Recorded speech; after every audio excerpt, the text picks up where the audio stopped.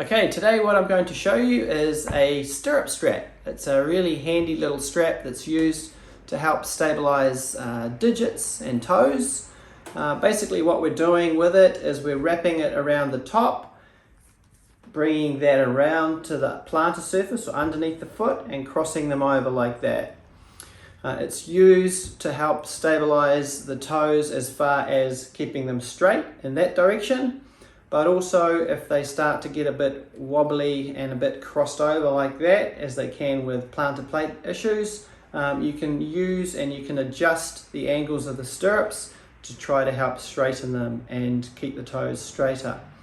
It's one of these sort of strappings that can be very effective, and it might be the sort of strapping that you would use for a some type of turf toe type injury as well, although they generally have their own dedicated type of strapping. So we're going to look at now how we put the stirrup strapping on, and it can be used in conjunction with some foam stripping or just on its own.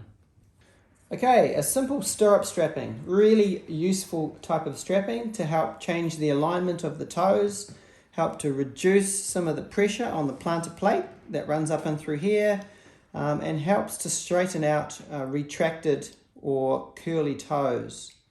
So we have the foot in a neutral sort of position. I use Mefix. There's a number of different tapes that you can use, but the ideal sort of tape has some degree of flex in it. It's not totally rigid. You can adjust the amount of pressure that you apply on the taping by how much you pull it down.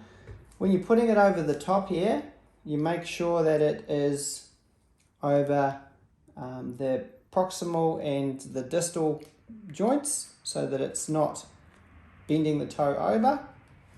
You curl it around like that, and then you apply a little bit of pressure, pulling it down and crossing it over like so.